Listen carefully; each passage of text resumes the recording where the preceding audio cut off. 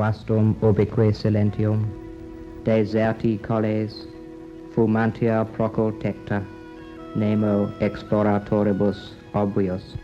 Our advance guards were met with a widespread and desolate silence. The hills were deserted, and though smoke rose from distant houses, not a soul came forth to meet us. So spoke the Romans, who marched their long straight roads through England to the Cheviots. They built a wall. It stands there to this day, a confession that here was one land, at least, they were not to conquer.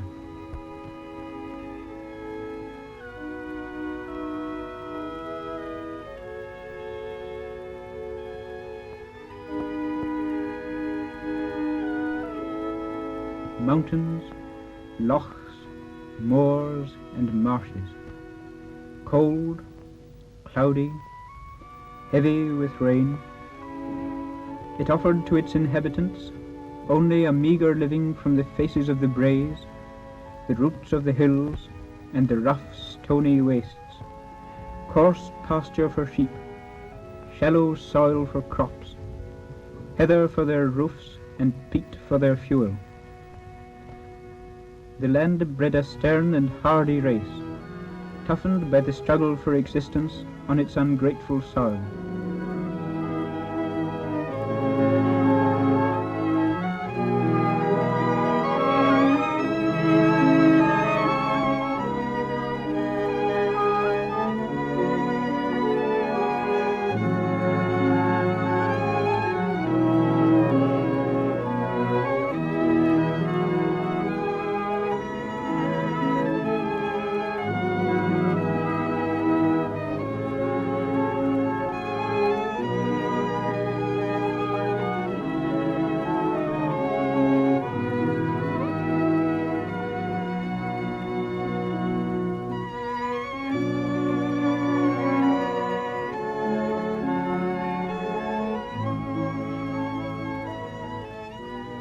It was wrecked with wars.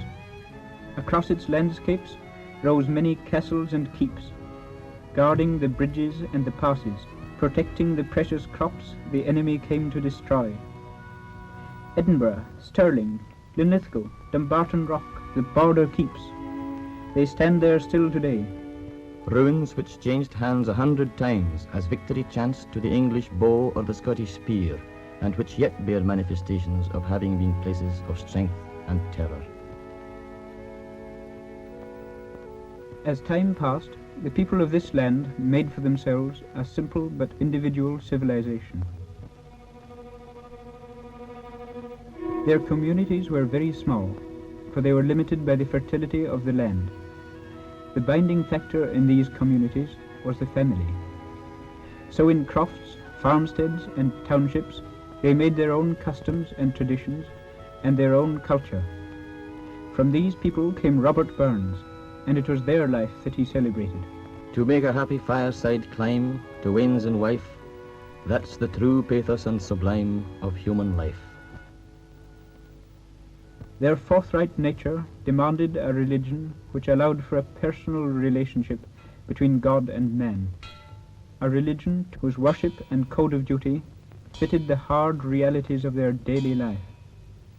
In this, their leader and prophet was John Knox. The doctrine of God's eternal predestination is so necessary to the Church of God that without the same can faith never be truly taught, neither surely established. In the 18th and 19th centuries, this Calvinist creed became famous for its strictness.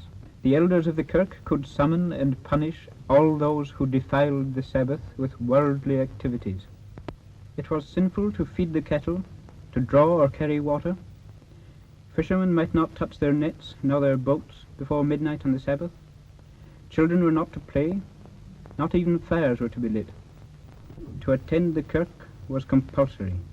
God shall not pity them, but laugh at their calamity.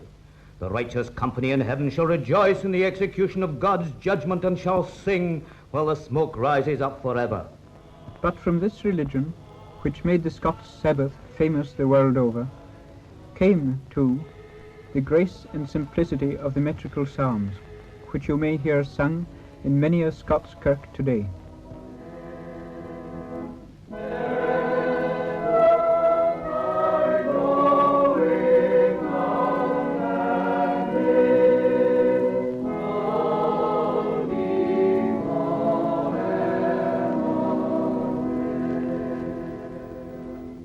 Perhaps Scotland's most important debt to the Church is her educational system. John Knox's Book of Discipline, codified in 1560, and the constant energy and initiative of the Kirk Sessions, instituted a nationwide system of parish and grammar schools. The school shall be open from the time scholars can see to read in the morning till 12 o'clock noon, and from 1 o'clock till the light fail at night. These schools gave equal instruction to the children of the rich and poor alike. From the smallest and the most obscure villages came the constant stream of young men to the great Scots universities, St Andrews, Glasgow, Aberdeen, Edinburgh. The tradition here, like that of the crofts from which they came, was one of hard and ceaseless toil. Many starved their bodies to feed their minds. They studied through long winter nights in fireless, unfurnished, dimly lit garrets. The qualifications for success were not money and means, but brains and industry. Thus Scotland bred great philosophers like Reid and Hume, poets like Dunbar, writers like Scott and Stevenson, Lister, who established the principles of antisepsis, and a legion of others. At the end of the 18th century, James Watt of Greenock perfected the rotary steam engine, and so released the mineral wealth of the central area of Scotland.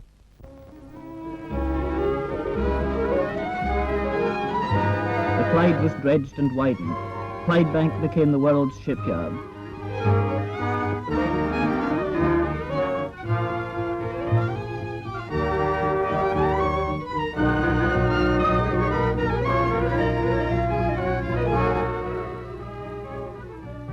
One ship out of every 5 that sails the seas is built on the Clyde. Round the Clyde thundered the new industries: heavy engineering, steelworks, forges, foundries, machine shops.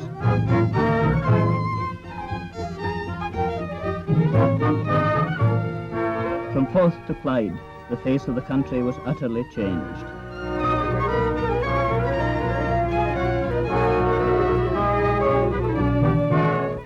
The new industries sucked in manpower from every part of Scotland. 4/5 of the population was concentrated in this narrow area.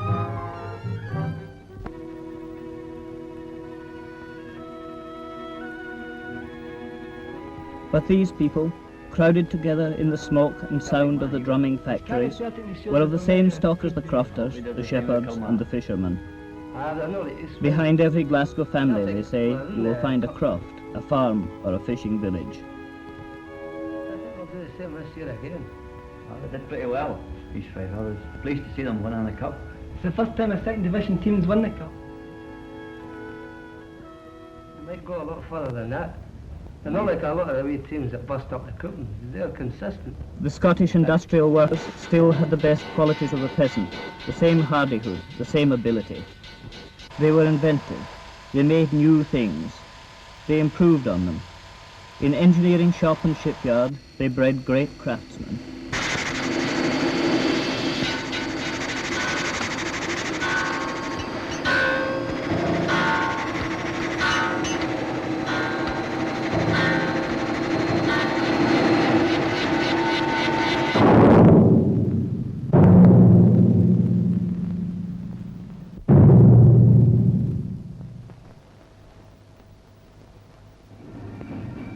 In the Great War, many of the soldiers who marched away behind the pipes and the drums were the engineers, the riveters, the puddlers, the miners.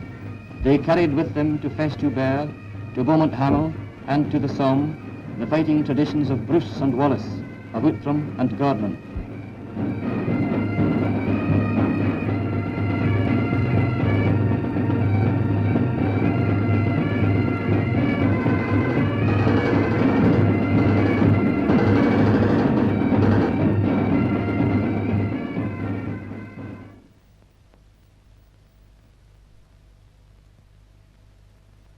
The shrine on the Castle Rock at Edinburgh rises as an abiding memorial to the men who fell in the war and to the multitudes of Scottish soldiers in past times.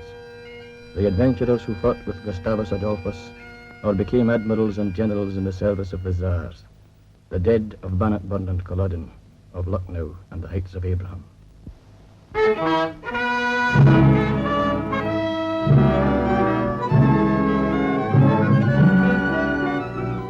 Whatever the future holds, Scotland may face it boldly, for her greatest asset is to be reckoned not in terms of money in banks or capital investments in plant or machinery, but in the character of her people.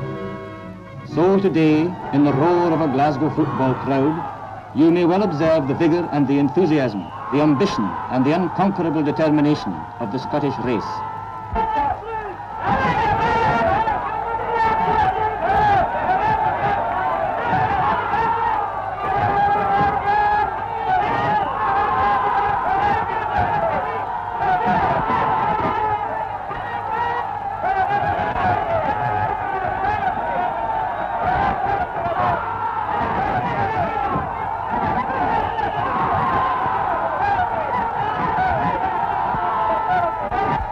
Today they are the same race of whom, nearly 500 years ago, the historian Holinshed spoke.